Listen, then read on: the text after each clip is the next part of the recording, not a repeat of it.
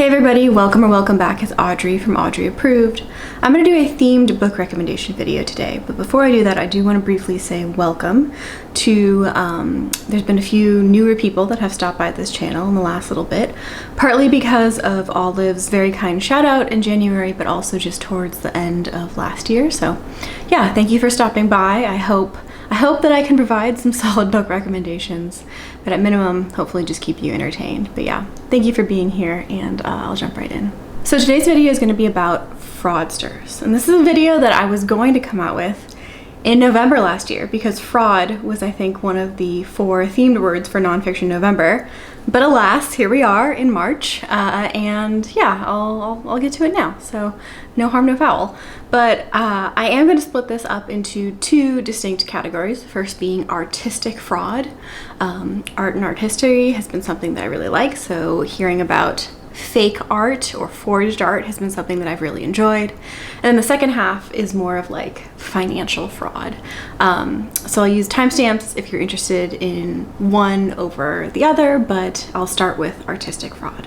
So I'm going to kick off the art section with The Forger's Spell, a true story of Vermeer Nazis and the greatest art hoax of the 20th century by Edward Dolnick. And this is the book that I finished the most recently out of all the ones I'm talking about today. And this is also my 3rd book by Edward Dolnick. So I've also read The Writing of the Gods, which is about the decipherment of the Rosetta Stone, which to me was a solid 5-star read for me.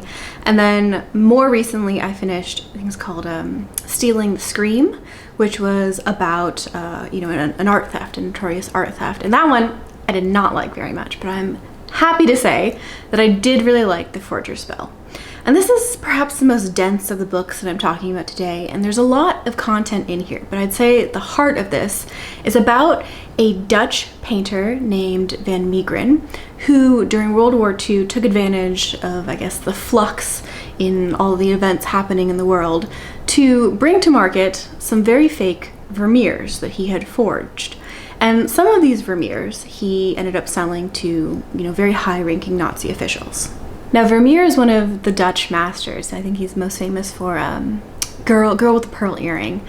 But I think what was really interesting about this book is that Van Meegeren's forgeries are not very good. And I don't know much about art, as much as I like reading about the subject. But I still feel like when you look at, say, Girl with a Pearl Earring versus a Van Meegeren forgery, which I'll put up on the screen now, it's hard to say that the forgery looks similar to the real thing. And I think that's one of the really interesting topics about this book, because it's really a sign of the times, I'd say, that Van Meegeren was able to get away with this, just because so many, real Vermeer paintings were kind of locked up in safeguard during World War II. Now, Van Meegeren has a very interesting motive for doing these forgeries.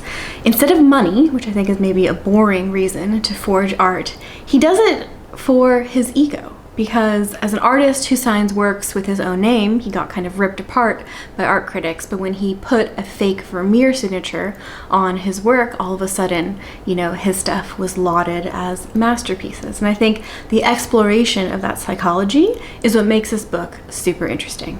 I think if you're interested in learning about Vermeer or even some of the other Dutch masters, if you're interested in learning what the techniques are, like how you actually technically, forge a piece of art, you might like this one, but I thought it was a wild ride and I did really enjoy it. Moving forward in time, we have Provenance, How a Con Man and a Forger Rewrote the History of Modern Art by Laney, Salisbury, and Ali Sujo.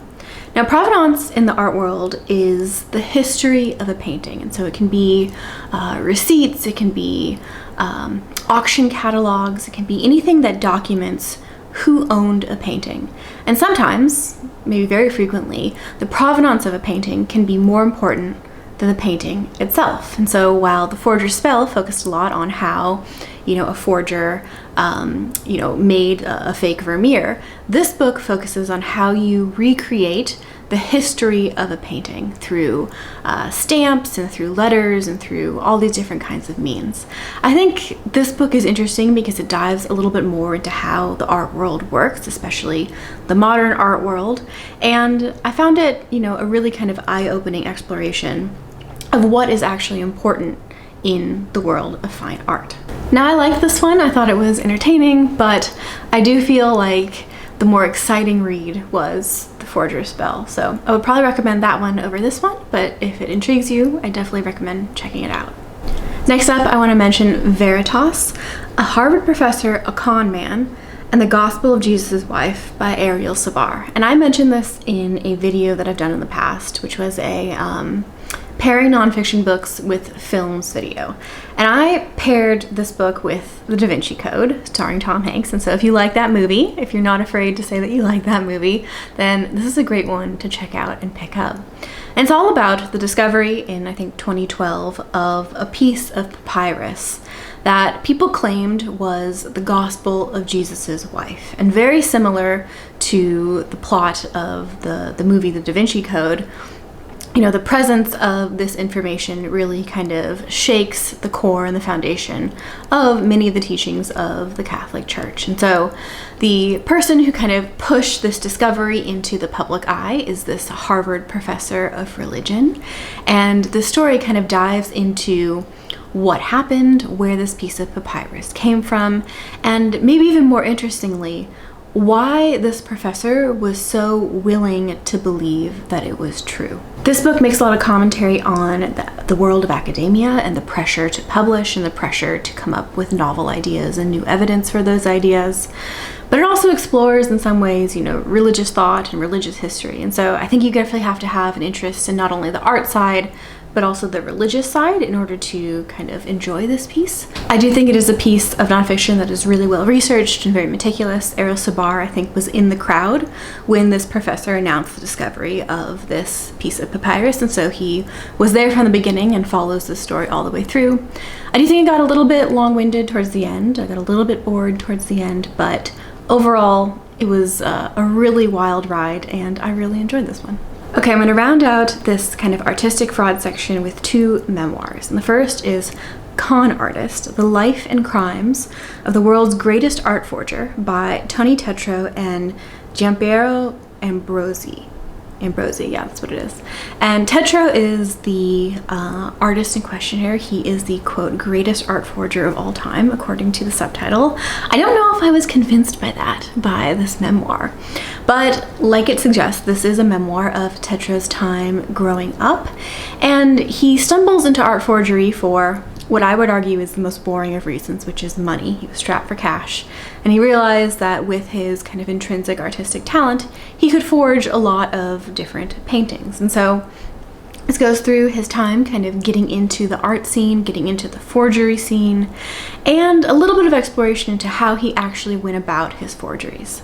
But Tony Tetro has no, I would say, remorse for what he did. And I think even beyond that, what kind of rubbed me the wrong way is that he spends a lot of the book talking about his glory days. So when he was young, when he was fit, when he had all these cars and all these women and all this cash. And it just kind of came across as some old dude wanting to just, you know, reminisce. And so, I don't know, there were elements of this that I liked. Like, I liked the parts where he explored what he was actually doing when he was doing these forgeries, how he got into the industry and all the different people that helped him get away with all the things that he did. But I didn't really like the author as a person because he just kind of rubbed me the wrong way. And I don't think anything in the book convinced me that he is, quote unquote, the world's greatest art forger. And lastly, for this section, I want to mention a book that isn't about art fraud, but it is about, I would guess, musical or auditory fraud, and that is Sounds Like Titanic, a memoir by Jessica Hindman. And this is a book that I actually think I got recommended to me from Olive over at Book Olive, and it's about a young woman who, as a broke college student in New York City, decides to go along with this man she dubs the composer with a capital C, who hires her to travel around America playing the violin in these concerts where she's really playing in front of a dead microphone. So she's playing the music, but the sound that's actually coming out is a recorded CD.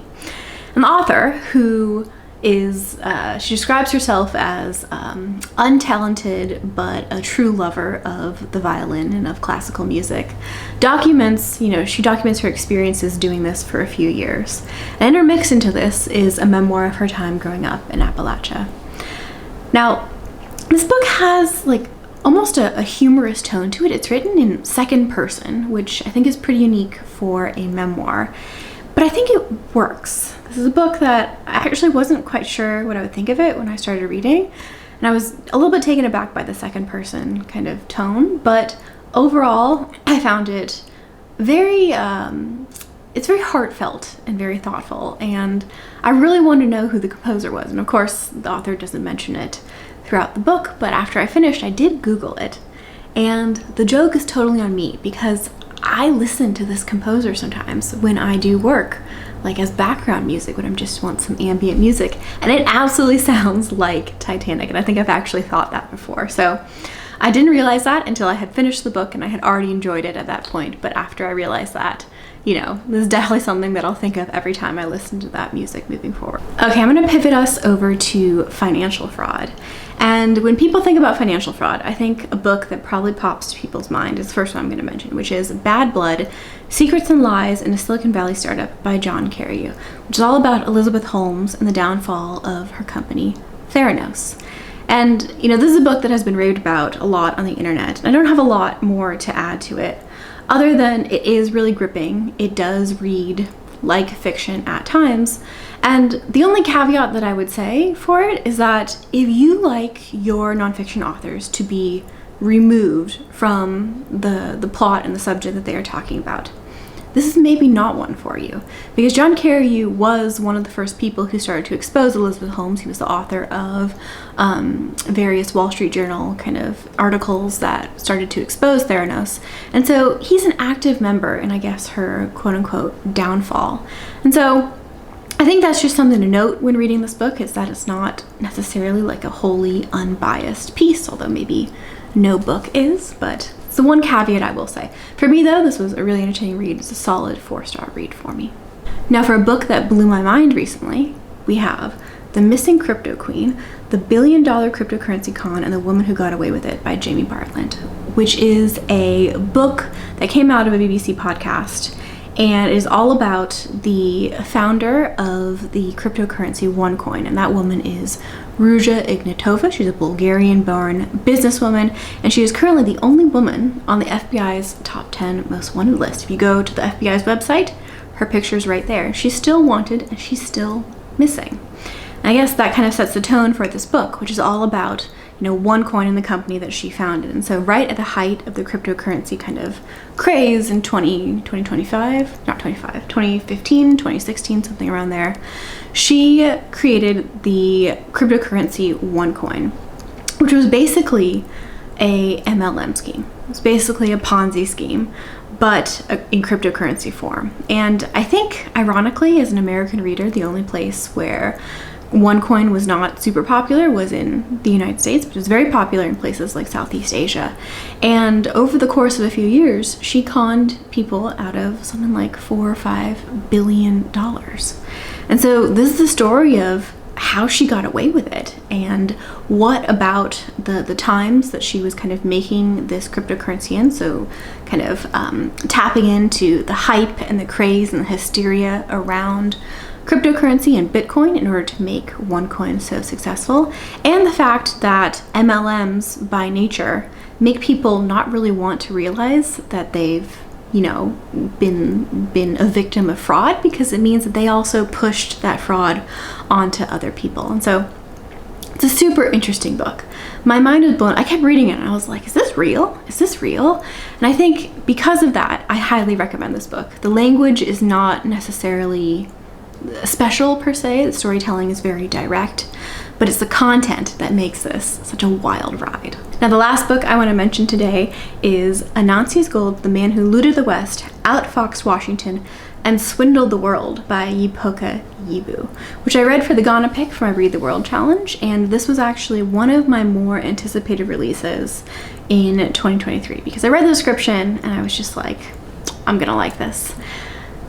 And it was not the case. But this is about a Ghanaian con man. And so when Ghana got its independence from Britain in the 1950s, one of the first presidents that was put into power and then subsequently, I guess, overthrown in a coup, many people believed that he had stolen money from Ghana and hidden it overseas.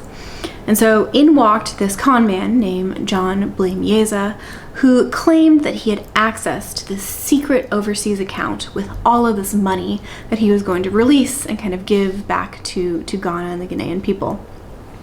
And of course he didn't, and of course it didn't exist. This is a story of that con man and how he tried to swindle many of the people, not only the people in his country, but also people overseas. Despite this premise, I just felt like this book was very much like a rote regurgitation of what happened and what events happened. And so the author would just be like, this man did this, and then he did that, and then he did that. And there was no, I guess, heart to the storytelling. And as such, I was really bored. And for a book about such a big fraud, I felt like I should have been kept on the edge of my seat.